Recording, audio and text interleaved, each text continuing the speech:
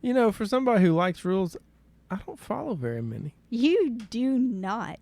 However, there are times they are really, really helpful. So helpful that we're going to talk about how they are used in your home. My friend Deb has a great acronym for rules that will help you with some tips to put some parameters while adding a little bit more fun into your household. Boom. Mama says namaste. Mama says namaste. Making a family can be easy and fun. Oh yeah, but raising a family can be a whole different story. From spouses to kids to the crazy daily grind, life often directs us away from connection and more into reactive chaos. If you're tired of that cycle and are seeking something beyond the picket fence blues, this is the show for you. I'm Ashley. And I'm Nathan. And we're here to take you from chaos to clarity by bringing awareness and intention into your home, not waiting for one day, and highlighting how the uniqueness in each of us strengthens all of us. Take a deep breath in and let's start a brand new day. With Mama says namaste. Once again, this week, I'm inspired by my friend Deb, and one of her emails focused on business that's so relevant to families as well. And it kind of falls in line with your whole bathtub of... Bathtub of boundaries, ocean of love. Ocean of love. Yes, it does. Okay, so yeah, we were kind of talking about it. The email started out with, we need more rules around here. There are definitely people that have that philosophy. And my friend Deb and her family, that was kind of a family joke. And I know that it was, knowing the personality styles in her home, where she is a high D personality style, which is like a lion or an eagle. Think somebody who likes the end result and is of the philosophy that rules need to be challenged. And her husband and daughter are high C personality styles, which is more like an owl and a beaver, where it's attentive to detail and systematic and logical, and rules make sense. Well, rules make it fair and practical. This is, that's a combo. Yeah. Yeah.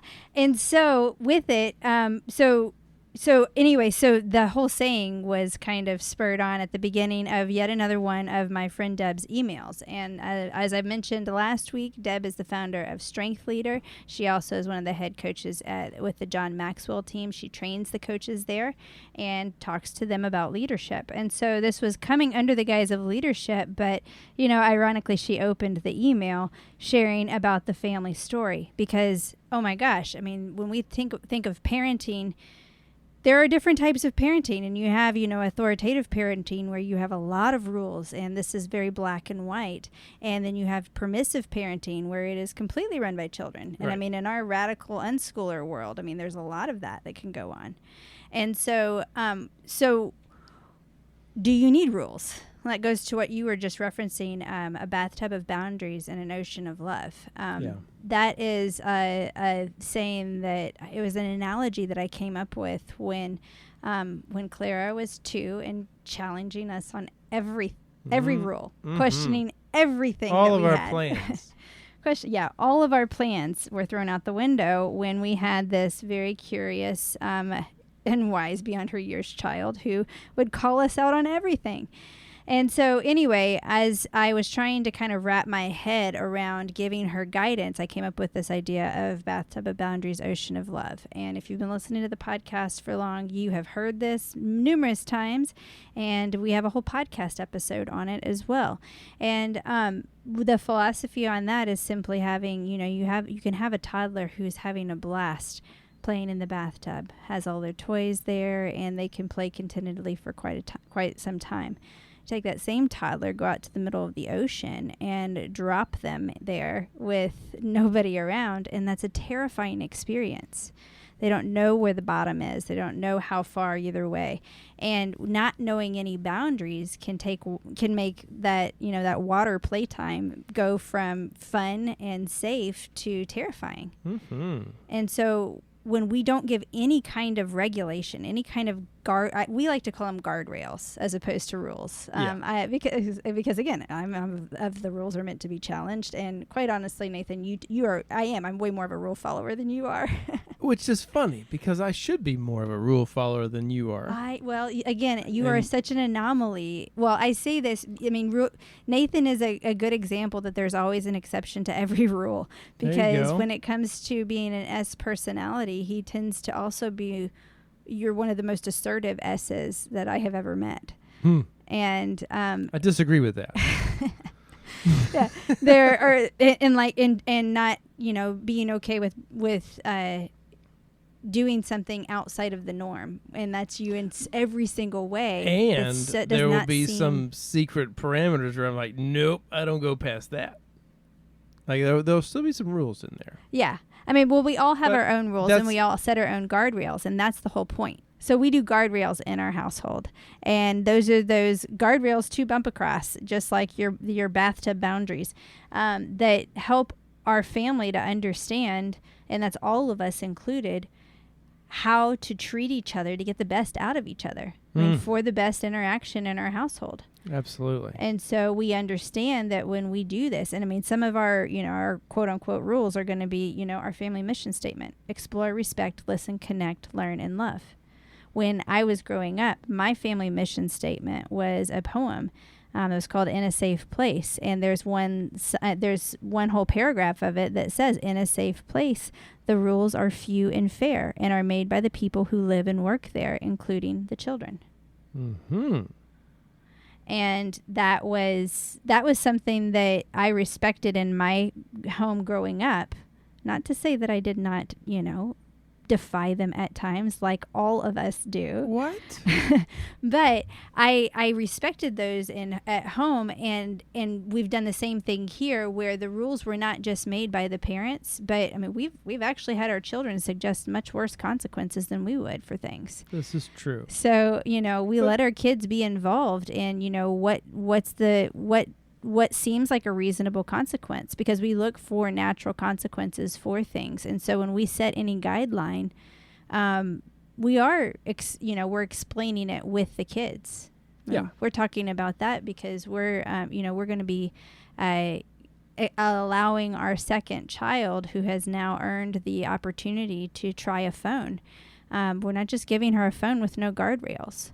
And yet the guardrails have been set based on her earning the right to get the phone to begin with, where she's learning her limits with my phone and, using it and giving it back immediately, and showing me what she's doing on it, and being very open in what all is going on and those sorts of things. So we've got the guardrails already set in place before she's even getting the gift.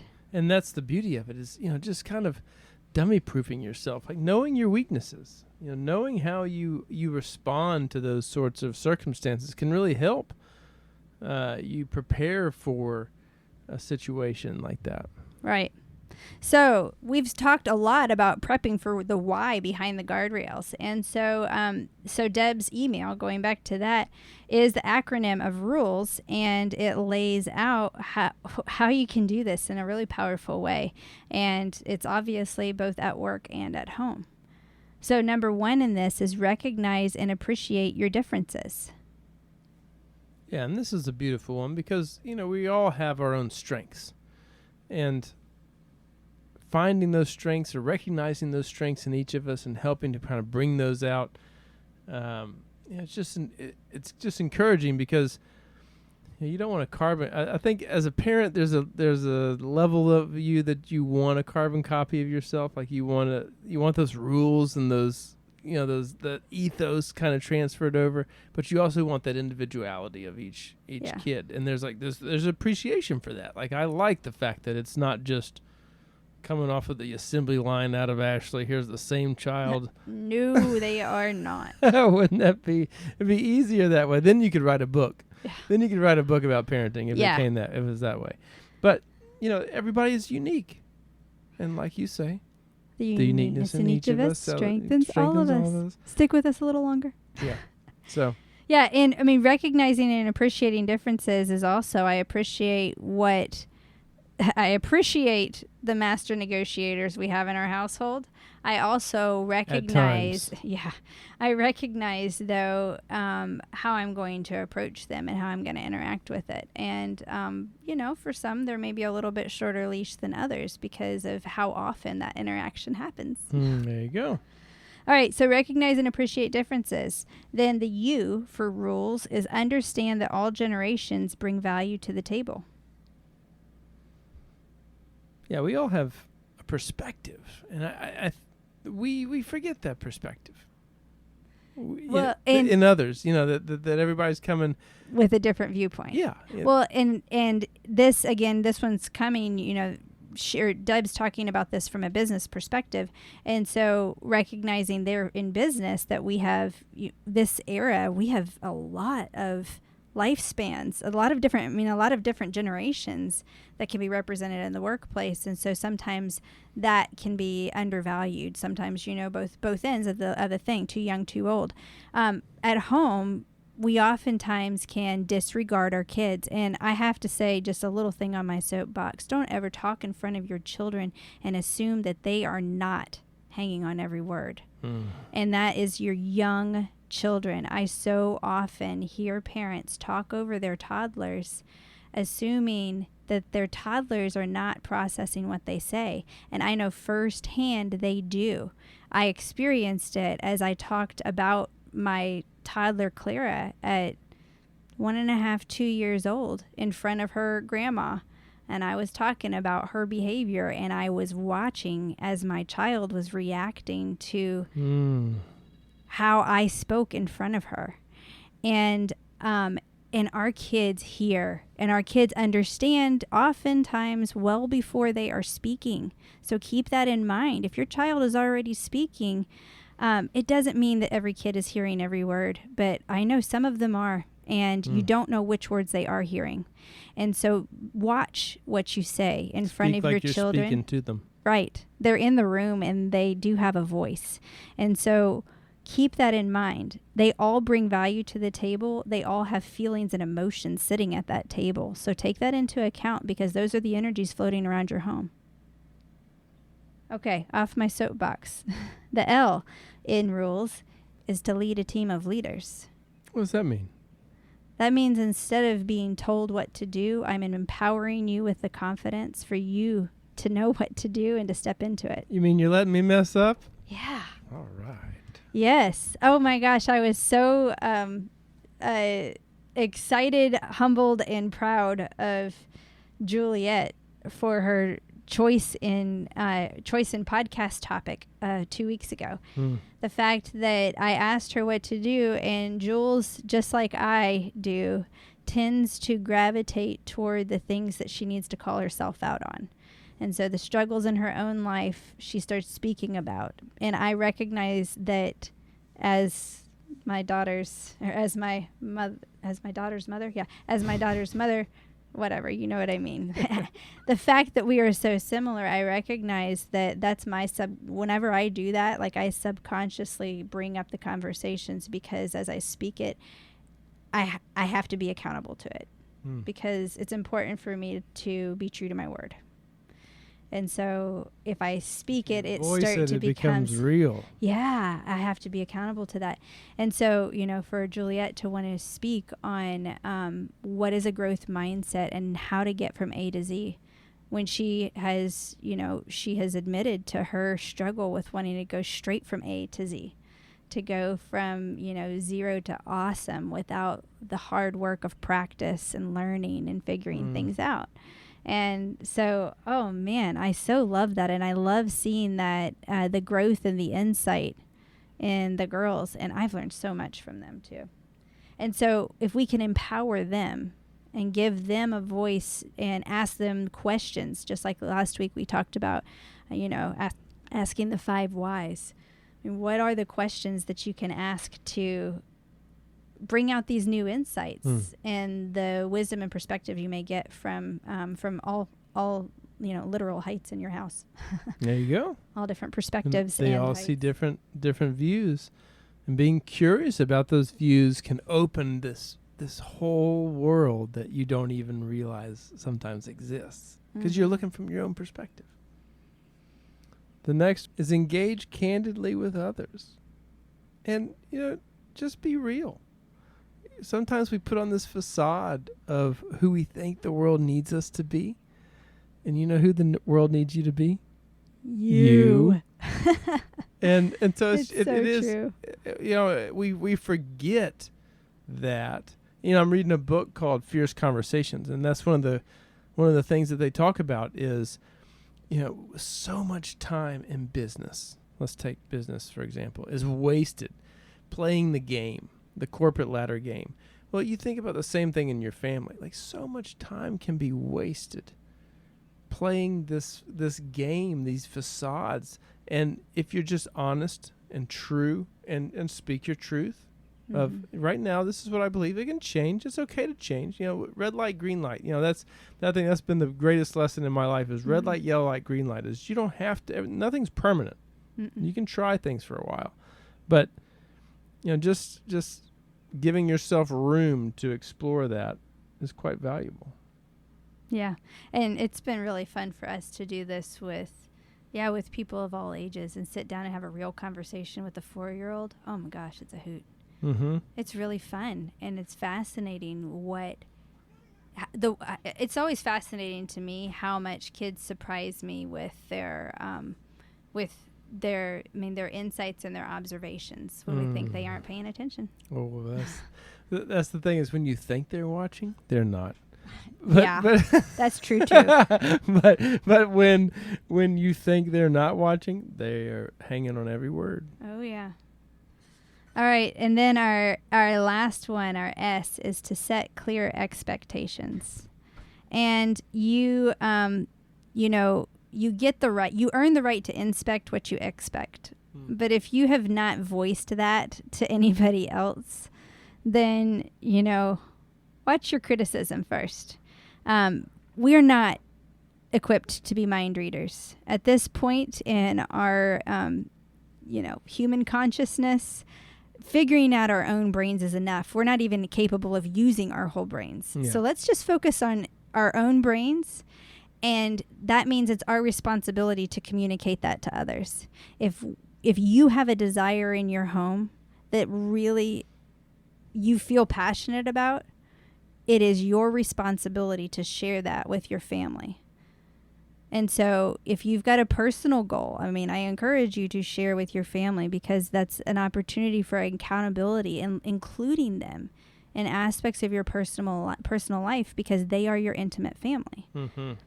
Sharing those things. If you have a desire for the house to look a certain way, communicate that. Not only communicate it, show it, model it.